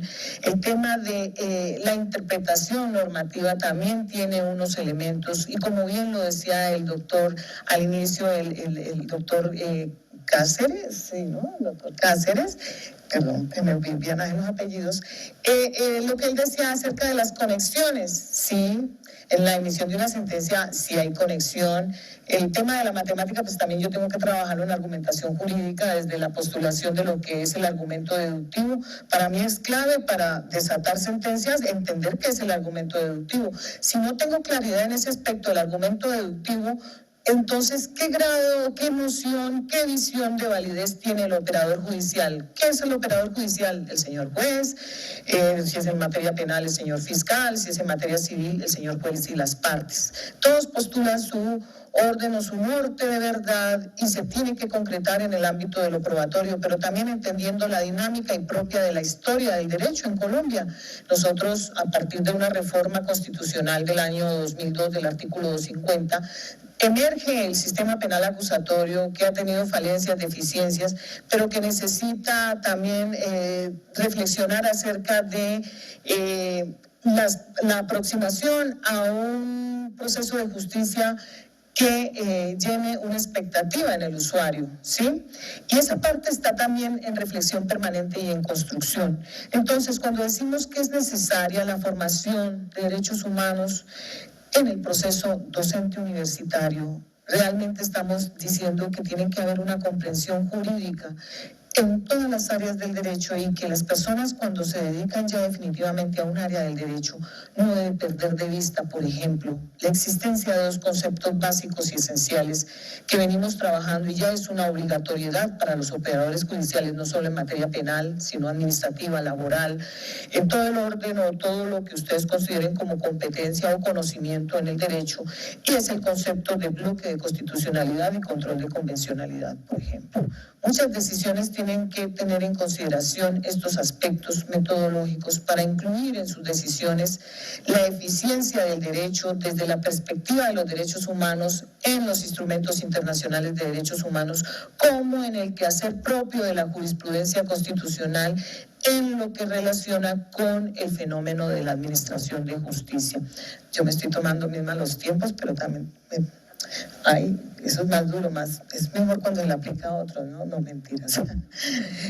Bueno, el tema les decía, ¿por qué se suscita esta necesidad? Yo considero que esta necesidad viene dada por el mismo momento histórico que vive el país. Nosotros, los abogados, somos conscientes de la historia institucional colombiana. ¿Qué es la historia institucional? Básicamente es entender que de un proceso de incursión española o de conquista se pasó a un proceso de colonia, luego un proceso de lo que tiene que ver con el replanteamiento hacia la constitución o la conformación de una república, las pugnas de orden político que suscitaron los cambios jurídicos y también entender los modelos de posconflicto en mi país. Nosotros, la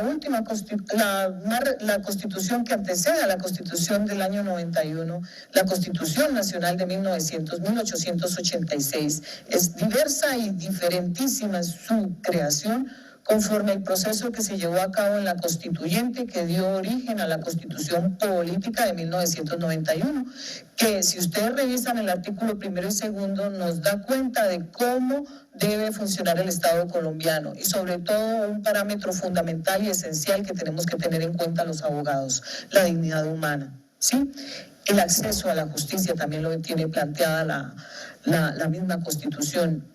Y de esta manera, cómo poder cogestionar procesos de acceso a la justicia, mejoramiento de las condiciones de vida y la posibilidad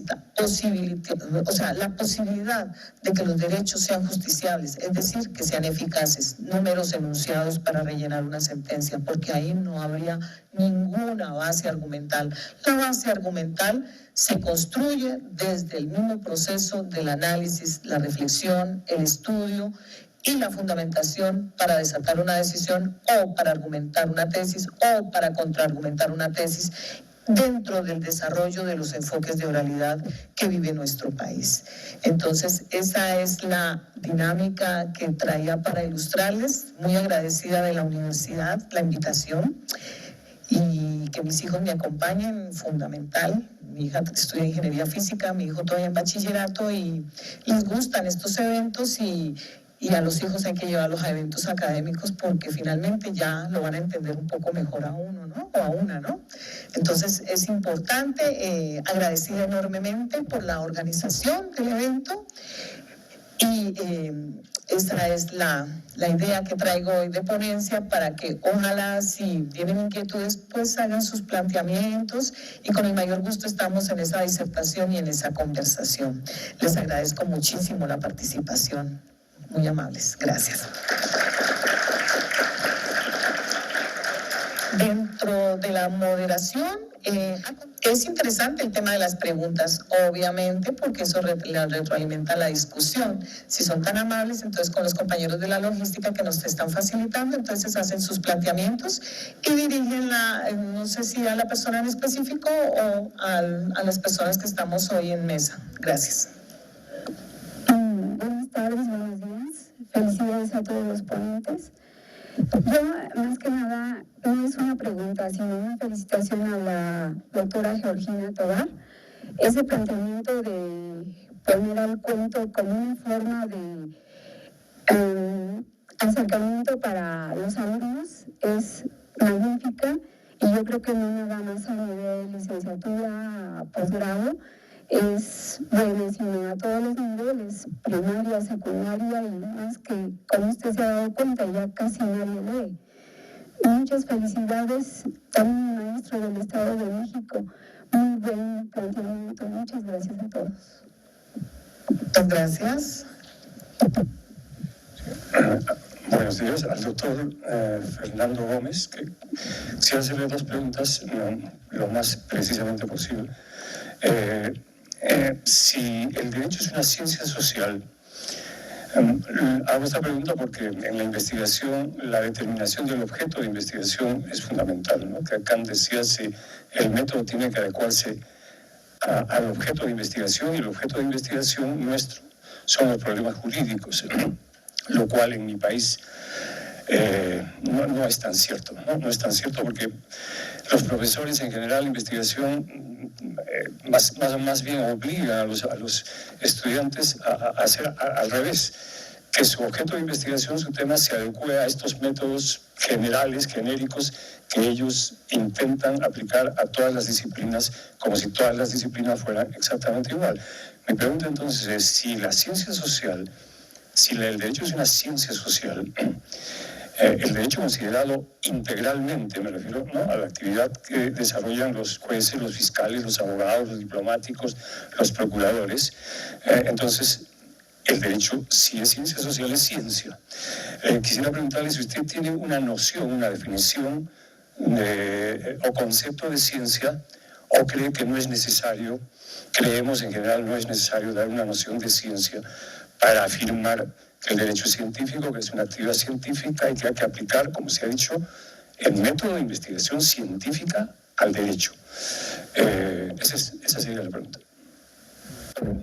Gracias por su pregunta. Cuando uno empieza a dar las materias de investigación, o cuando uno entra a una carrera de derecho desde un pregrado, desde una licenciatura, el profesor de introducción al derecho o de dogmática le plantea a uno siempre una primera pregunta, dice: ¿el derecho es ciencia, arte o técnica?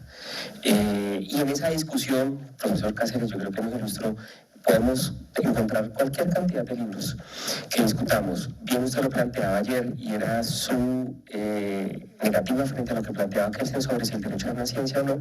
Yo considero que sí, a que yo tenga un concepto propio sobre por qué es ciencia el derecho, lo podemos reducir a que dentro de nuestros trabajos, más allá que tengamos un protocolo de investigación científico, utilizamos un método.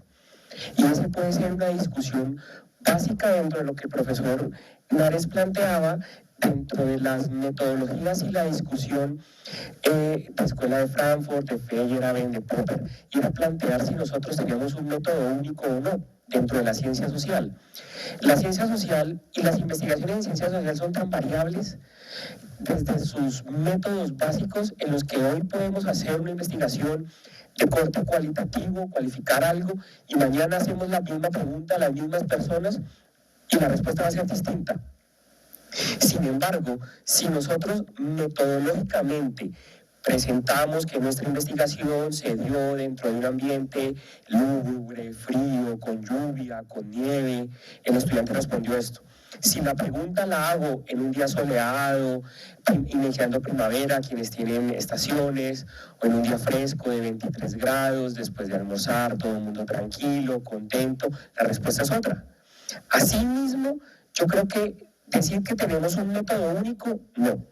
Que nos alimentamos de varios, sí. Porque es la necesidad de nosotros como investigadores, la necesidad de nosotros como abogados, de responder a las situaciones sociales desde aspectos metódicos con cierta carga de objetividad, y no jugar a lo que yo creo, lo que yo pienso y lo que a mí me interesa, y es que esta es mi verdad, y como esta es mi verdad, no quiero saber de nadie más. Entonces, decir que hay método o decir que somos ciencia, sí. Sin embargo, pues también puede existir múltiples acercamientos o múltiples definiciones en decir que somos artistas también, porque esto del derecho también es un arte. Uno cómo puede encuadrar una norma en una situación jurídica. Entonces vemos que tenemos compañeros que también son artistas y uno dice, usted es un artista para poder responder esa vaina. O también somos técnicos y somos operarios jurídicos netamente tecnicistas en que A más B da C, y no hay ningún otro proceso de cognición o proceso de creación dentro de la interpretación o la argumentación, como la profesora López nos lo decía. Perdón, la profesora León, perdón. Sí, como la profesora también nos decía. O sea, es un proceso de argumentación. Sí, sí somos ciencia. Sí, tenemos múltiples métodos. Somos una ciencia que se alimenta de todas las áreas del conocimiento, de todas las áreas que están al lado, y viene la presentación inicial, que el temor de nosotros, y cuando uno habla de matemáticas en un salón de clase, se pone el ambiente pesado, como que a los estudiantes sudan más, como cuando se recalienta un carro, así uno habla de matemáticas y uno pone una regla de 3 en un salón y eso todo el mundo tiembla, pero nos alimentamos también de la matemática, nos alimentamos también de esas ciencias. Entonces, ¿considera que hay una definición básica y que yo la tenga? No, no la tengo. Nos alimentamos de las discusiones que a razón de los años se han venido dando y que desde esa misma necesidad ha venido cambiando y ha venido evolucionando, y hay que responder. Bueno, recordemos que hay una clasificación de las ciencias que las llama ciencias naturales, ciencias sociales, ciencias humanas y ciencias formales. El derecho lo ubicaríamos dentro de las ciencias sociales, dado su objeto de estudio. Ahora, si tenemos una definición de qué es ciencia, no, igualmente que el doctor no es propia, sino que es recogida de los textos, nos dice que ciencia es un conjunto de conocimientos sistematizados que han sido debidamente comprobados mediante un método de investigación. De ahí la relación entre ciencia e investigación, una relación indisoluble entre ambas. Un poco en la exposición se trataba de señalar que la validación del conocimiento científico, esto es, ya sea su verificación, su demostración o su comprobación, justo requiere de métodos que sean adecuados al objeto de estudio que se está desarrollando. Yo quisiera hacer un comentario en ese sentido. Una cosa que suele pasar desapercibida cuando estás haciendo este tipo de preguntas es que la palabra derecho es polisémica. Entonces, si estamos hablando de derecho, denotando el derecho positivo, no tiene sentido preguntarse si es ciencia o no. Estamos hablando de un trabajo, de una profesión. Ahora, se suele denotar con ciencia muchas cosas, la dogmática jurídica. A veces se habla de la teoría del derecho. Un poco la idea de la teoría modular es tratar de desconectar todos estos fenómenos. Hart dice claramente en el concepto del derecho, en ninguna otras disciplinas, ni siquiera en la física, hay tanto debate acerca de si su disciplina es científica o no. Yo creo que eso es realmente relevante. Tamayo tiene un trabajo muy interesante, Ramón Tamayo, donde desde un punto de vista analítico hace un análisis semántico de qué tanto el término derecho ocurre o no en el ámbito del operador nacional ciencia de... Pero es un planteamiento analítico, no hay que hacerlo un planteamiento ontológico. Y estamos anclados en tratar de justificar si es ciencia o no, cuando la gente de la ciencia no se preocupa por esos problemas. Además hay otro fenómeno. No podemos hablar de que haya un método científico. Los que hacen astronomía no hacen experimentación, los biólogos hacen taxonomía, los matemáticos tampoco experimentan. Entonces, creo que estamos demasiado empantanados en una discusión que en última instancia es un solo problema. Y tenemos que preocuparnos más bien por caracterizar qué tipo de productos resultantes de qué tipo de métodos de investigación, para qué tipo de problemas debemos producir, más que estar empantanados en una discusión muy vieja que en otras áreas se ha abandonado hace mucho tiempo, porque carece de sentido. Buenas tardes. Específicamente para el doctor Carlos, bueno, lo felicito por la forma en que imparte la materia de investigación jurídica. Creo que este problema de que la investigación en general, no solamente la investigación jurídica, está en crisis. ¿Por qué? Porque los alumnos no tienen esa semillita o espina de investigar por qué suceden las cosas, desafortunadamente. Y mi pregunta directa es, considera, es más, a cualquiera de los miembros del panel, que es importante que estos semilleros de investigación, ya no hablemos de jurídica, investigación, se empiece a fomentar desde la educación media superior, porque si desde ahí empiezan los chicos a investigar cualquier tema, hablamos en nuestro caso de ciencias sociales, por ejemplo, en la materia de ciencias sociales, tal vez más adelante los que opten por estudiar derecho, ciencias políticas, relaciones internacionales, podrían llevar esa semillita como lo que el ejercicio que usted hace, ¿no? De que esa semillita florezca y tal vez ya llegando a la licenciatura pudieran explotar todas estas incógnitas que tienen al respecto. Frente a eso, ayer lo planteaba una profesora, no recuerdo, creo que era la profesora de Cuba, planteaba y decía, de nosotros en la universidad estamos recogiendo todos los problemas del bachillerato, de la escuela, del colegio. Que nos lleguen estudiantes sin saber leer, que nos lleguen estudiantes con cualquier otro tipo de deficiencias cognitivas o que dentro del colegio se tuvieron que haber adquirido. En Colombia existe una práctica y un programa que se llama Programa Ondas, y es hacer investigación en los colegios. Y es amparado por el Instituto, hoy Ministerio de Ciencia y Tecnología, antes Departamento Administrativo, o Instituto Colciencias, y era que se trabajan proyectos de investigación a nivel pequeño, a nivel colegio, se les da una estructura de semillero de investigación, presentan resultados, se abren los espacios de las investigaciones, porque más allá que se hagan investigaciones en cualquier ámbito o en cualquier nivel del conocimiento, lo importante es tener estos espacios o tener los espacios de divulgación, que no se quedó en un libro, que no se quedó en un paper, sino es poderlo traer a estos espacios. Claro, hacer eso. Ahora, investigación no solo se tiene que hacer en la materia de investigación. Investigación es ponerle un taller a un estudiante y decir, busque y por favor me dice dónde buscó. Busque y me dice por favor qué problema estuvo buscando. Busque por favor y escribe con sus palabras qué fue esto. Y también referencia a 3 citas directas, si lo queremos ver así, que sean las ideas más importantes que usted encontró en el libro. Entonces, así uno encaminándolo, lo va enseñando a escribir, a argumentar, a parafrasear, a citar y a referenciar y a poner las citas. Y eso se puede hacer desde el colegio. ¿Cómo nosotros le decimos a los profesores del colegio que lo hagan? Voluntad, políticas públicas, tener un proyecto dentro de la misma universidad con estudiantes y es decirle, mire, vamos a utilizar, suena horrible, como laboratorio, como centro de práctica, para que no suene tan ciencia exacta. Vamos a utilizar como centro de práctica tal institución educativa y vamos a estar encargados de por cada curso hagan un proyecto de investigación. O toda la universidad desde las áreas y entonces a un curso les tocan biología, a otro curso le toca matemática, a otro curso le toca porque en todas las áreas se está llevando esta dinámica de investigación. Entonces sí, y aparte que es necesario llevar la investigación y traerla desde el colegio, traerla desde la escuela, que el estudiante sepa. Investigar, como les decía ahorita, no es más allá de poder hacer un trabajo con fuentes, sino quedarme con la primera página que me arrojó a mí el buscador en el celular. Eso, veamos más allá a ver qué pasa. Yo hago un ejercicio muy bonito y es que me llevan los estudiantes a la biblioteca y a buscar libros. No, pero es que, profe, mira, está aquí en un paper, está aquí en un documento, en un PDF. No, quiero un libro físico. Y no saben buscar un libro físico en biblioteca. Entonces, son situaciones que se tienen que trabajar y sí, ¿no? Traer esto desde el colegio es fabuloso y hay que seguirlo haciendo desde todas las áreas del conocimiento. No sé si alguno... Gracias, doctor. Creo que todavía hay alguna pregunta pendiente. Ya se nos ha terminado el tiempo.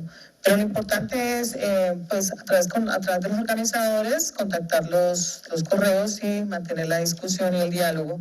Agradezco la disertación, la oportunidad brindada y espero, pues, seguirnos encontrando en próximos eventos. Muchas gracias. Feliz tarde. Gracias.